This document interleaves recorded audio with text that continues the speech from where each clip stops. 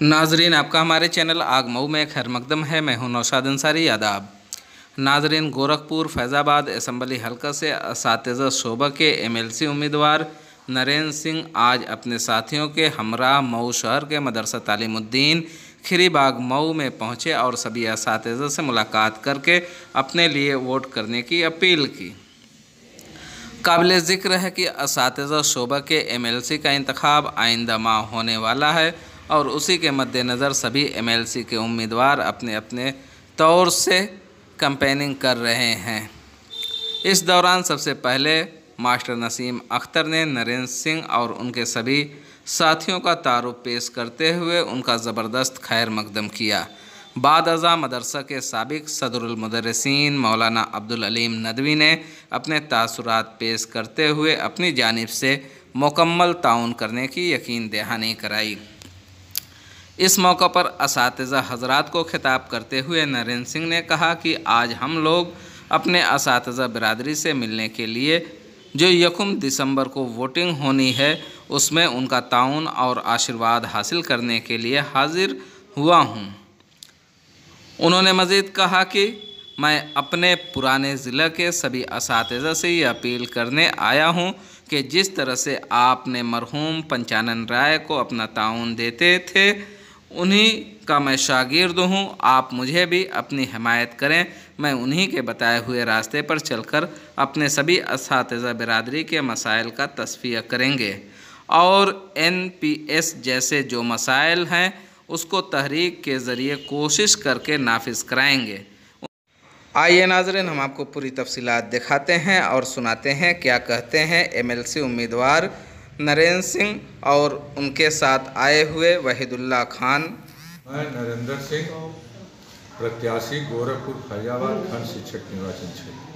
आज किस सिलसिले में आपकी आमद हुई है यहाँ पे? आज हम लोग अपने शिक्षक बिरादरी से मिलने के लिए 1 दिसंबर को जो वोटिंग हो रही है उसमें उनका सहयोग आशीर्वाद प्राप्त करने के लिए आदरणीय सईदी साहब के साथ उपस्थित हूँ और मैं अपने पुराने जनपद के सभी शिक्षकों से अनुरोध करने आया हूँ कि जिस तरह से स्वर्गीय पंचानन राय जी को आप समर्थन देते थे, उन्हीं का शिष्य मैं हूँ। आप मुझे भी समर्थन दीजिए और मतदान करिए।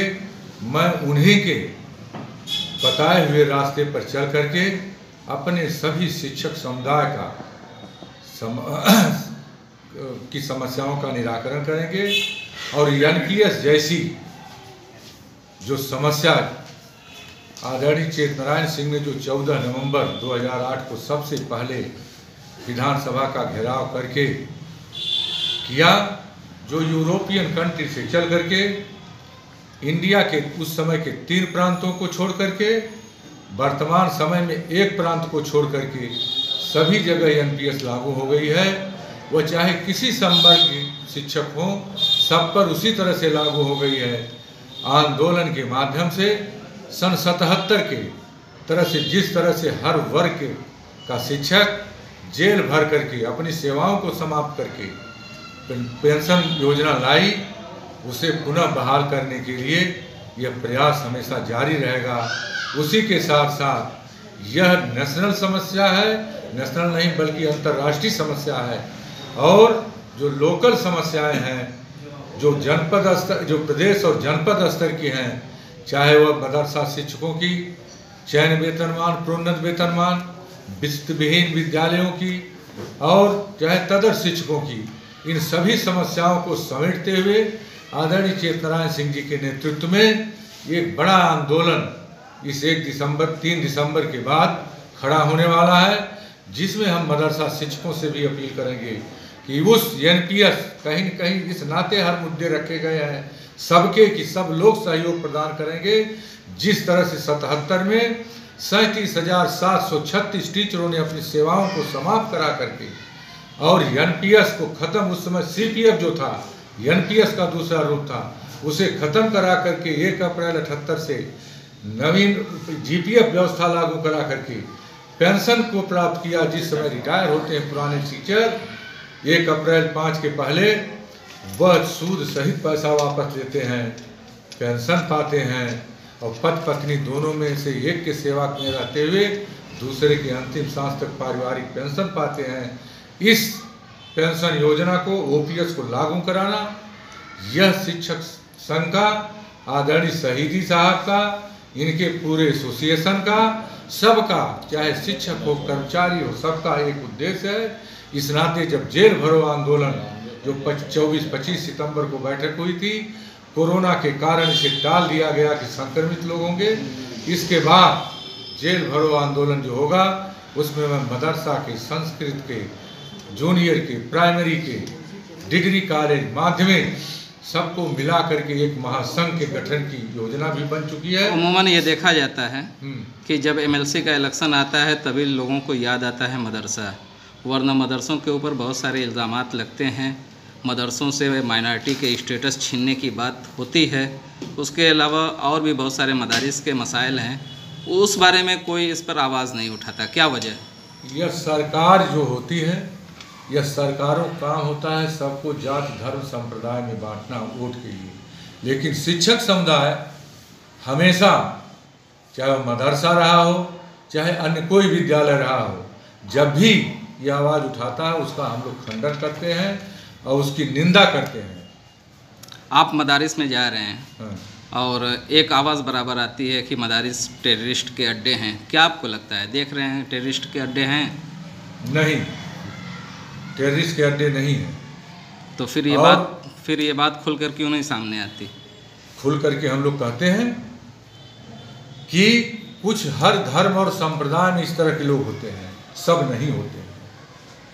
और हम लोग इसको हमेशा शिक्षक समुदाय बुद्धिजीवी होता है, क्योंकि इस देश की सुप्रीम कोर्ट ने, कि लार्जर बेंच ने फैसला दिया है कि सीमाओं पर जो सैनिक हैं उनसे भी राष्ट्र का निर्माण नहीं होता। खेत खलिहानों में जो मजदूर काम कर रहे हैं उनसे भी राष्ट्र का निर्माण नहीं होता है। और जो कारखानों में मजदूर काम करते हैं उससे भी निर्माण नहीं होता है। निर्माण तो इसी सरस्वती के और मदरसा में जो काम कर रहे हैं टीचर, यही राष्ट्र निर्माता है। और जब जिस देश में राष्ट्र निर्माता का अपमान होगा वह देश प्रगति नहीं कर सकता। सर एक सवाल मेरा है। हाँ, कि एक तरफ सरकार जहाँ है वो मदरसों को आधुनिकता से जोड़ने की बात करती है, तो इसकी ज़मीनी हकीकत आपको भी कुछ नज़र आ रही है या सिर्फ ये जुमलेबाजी है सरकार? नहीं, फिर जरा सवाल पूछिए इसको। आधुनिकता से जोड़ने की बात कर रही है सरकार, तो इसकी कोई ज़मीनी हकीकत आपको नज़र आ रही है मदरसों में? मैं तो अभी उस तरह का नहीं देख रहा हूँ जी, लेकिन अगर हम अपनी शिक्षा के साथ साथ अगर आधुनिकीकरण की तरफ बढ़ें तो मेरे समझ से यह बेटर होगा। लेकिन इस देश का संविधान कहता है कि जो हम शिक्षा दे रहे हैं उस पर हम किसी प्रकार से कोई रोक नहीं लगाई जा सकती। जब तक ये संविधान जिंदा है तब तक इसे कोई रोक नहीं सकता। क्या मदारिस के लोग उम्मीद करें कि 3 तारीख के बाद भी नरेंद्र सिंह यहाँ पे नजर आएंगे? नरेंद्र सिंह तो पंचानन राय के शिष्य रहे हैं। उनके 23 वर्ष 3 महीना 13 दिन उनके साथ, एग्जैक्ट डेट याद है मुझे, और उनके साथ मैंने नहीं समझा कि मेरा कब रात कहाँ होगी कहाँ दिन होगा। मैंने उनके साथ बिताया और आप यह देखेंगे कि मैं मदरसा ही नहीं, मैं कमिटमेंट किया हूँ 17 जिले में कि मैं सबके यहाँ इसी तरह से संगठनात्मक स्थिति को मजबूत करने के लिए मैं सबके बीच में पुनः आऊँगा। जो चुनाव जिस दिन जीत जाए, अगर वह घर बैठ गया फिर वह अगला चुनाव नहीं जीत सकता। आप एमएलसी हो गए, आप एमएलसी हो गए मान लिया, और उसके बाद जो माइनॉरिटी स्टेटस को छीनने की बात हो रही है तब आप क्या कहेंगे? आप नरेंद्र सिंह को पहले विधान परिषद में सड़क पर खड़ा पाएंगे। वहीदुल्ला खान शहीदी, राष्ट्रीय general secretary, all India teachers association Madaris Arabia. जी, आज के प्रोग्राम की खास बात बताएं। आज यहाँ आने का खास मकसद ये है, उत्तर प्रदेश माध्यमिक शिक्षक संघ, चंदेल गुट और all India teachers association Madaris Arabia के मुश्तरका उम्मीदवार नरेंद्र सिंह जी को जिताने के लिए, प्रचार करने के लिए यहाँ आने का मकसद है। हम ये जानना चाहते हैं कि ऑल इंडिया टीचर्स एसोसिएशन आखिर कब तक अपनी आवाज़ को दूसरे के कंधों से उठाती रहेगी? आखिर क्यों नहीं अपना लीडर पैदा करती है? इतनी बड़ी मदरसों की तादाद है। टीचर्स एसोसिएशन मदारिस अरबिया ने कभी दूसरे के कंधे का इस्तेमाल नहीं किया। अपना एक संगठन है और जितनी बातें उठाई जाती हैं वो संगठन के माध्यम से ही उठाई जाती हैं। विधान परिषद में जो हमारे नुमाइंदे होते हैं वो विधान परिषद में जो प्रश्न उठाना होता है वो उनको दिया जाता है। तंजीम का एक अहम सुतून होता है कि अगर उसमें तमाम लोग जुड़े हों तो कभी कभी उसको भी मौका मिलना चाहिए। आज तक माइनॉरिटी को एमएलसी बनने का ये मौका नहीं मिला, क्या वजह समझते हैं? देखिए, ये जमहूरी मुल्क, इस जमहूरी मुल्क में तादाद पर मुनहसर करता है कि कौन एमएलसी होगा कौन नहीं होगा। जब हमारे मदरसों की या शिक्षकों की संख्या जो हमारे बराबर होते हैं उनकी तादाद जब उतनी होगी तब इस जमहूरी में जो संख्या के बल पर एमएलसी जीतते हों चाहे विधानसभा के विधायक जीतते हों, हमारी अभी संख्या उतनी नहीं है। आप ये मानते हैं कि मतलब मदारिस के लोगों ने ध्रुव कुमार को बनाया, पंचानन राय को बनाया, जब दूसरों को बना सकते हैं तो अपने को क्यों नहीं बना सकते? हमारी उतनी संख्या नहीं है ना, यहाँ बहुमत के आधार पर तो दूसरों का वोट नहीं ले सकते क्या? दूसरों का वोट भी हम ले सकते हैं, लेकिन संगठन हमारा उनके बीच में जब काम करेगा। खुद एतमादी नहीं है क्या आपके अंदर? नहीं, हम तो ये सोचते हैं कि ऐसा न हो, हमारा एक कोई नुमाइंदा हमारा संयुक्त जाए, ऐसा न हो कि हम भी चुनाव लड़े हमारा नुमाइंदा भी हार जाए। कभी ऐसा भी तो हो सकता है कि मुश्तरका नुमाइंदा आपके इसमें से माइनॉरिटी का हो? हाँ, ऐसा संभव हो सकता है। कब? जब वो समय आ जाएगा, संख्या बल पर बराबरी हो जाएगी तो वो नुमाइंदा हो जाएगा। 5000 से ज़्यादा मदरसा टीचरों की शिकायत है कि अप्रैल 2016 से उनकी तनख्वाहें नहीं हैं, तो इस बारे में आपका क्या कहना है? शायद आपको तादाद गलत मालूम है, 5000 नहीं 25,000 है। 25,000। हाँ, वो आधुनिक शिक्षक मदरसों में आधुनिक मैं सर शिक्षक, यूपी की बात कर रहा हम यूपी की ही बात कर रहे हैं। यूपी में मदरसा आधुनिक शिक्षक 25,500 हैं, 8,765 मदरसे हैं, उनकी 55 माह से तनख्वाहें नहीं मिल रही हैं। वो सेंट्रल गवर्नमेंट की योजना है, सेंट्रल गवर्नमेंट उस योजना में अपने पैसे को नहीं भेज रही है, लेकिन उनके लिए जो उत्तर प्रदेश ने अपना अतिरिक्त राज्यांश जोड़ा है वो माह आती है। मदारिस के टीचरों की जो तनख्वाह है वो जैसे दूसरे टीचरों के इक्विवेलेंट नहीं है, तो इसको लेके बहुत तनाज़ा होता है, उस पर क्या कार्रवाई हो रही है? मदारिस की तनख्वाह दूसरे टीचरों के इक्विवेलेंट है, मसावी है। ऐसा नहीं है कि मदारिस के टीचरों की तनख्वाह दूसरे संस्थाओं के इक्विवेलेंट नहीं है। इक्विवेलेंसी हमारी वहाँ नहीं प्रवक्ता है इसके ऊपर। बहुत से सर मदारिस के अरबी टीचरों की शिकायत है और बहुत से ऐसे लोगों की शिकायत है कि अपनी इल्मी सलाहियतों के बावजूद वो रिक्शा चलाने को मजबूर हो गए हैं, तो इसके लिए कोई लड़ाई नहीं लड़ रहे हैं आप लोग ज़मीनी सतह पर, या सिर्फ ऐसे ही चुनावी बस रैलियाँ हैं? इनकी लड़ाई बहुत लड़ी जाती है जी।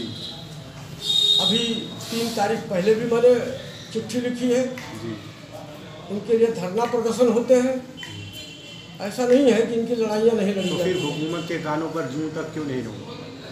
अब हुकूमत ऐसी तानाशाह हुकूमत है कि इसके बहुत से मसाइल पर कि इसकी जूं नहीं रेंग रही है, तो मदरसों के एक छोटे से मसाइल पर क्या जूं रेंगेगी? इसलिए इस तानाशाह गवर्नमेंट को जूं रेंगने के लिए अपनी जद्दोजहद जारी रखने की ज़रूरत है।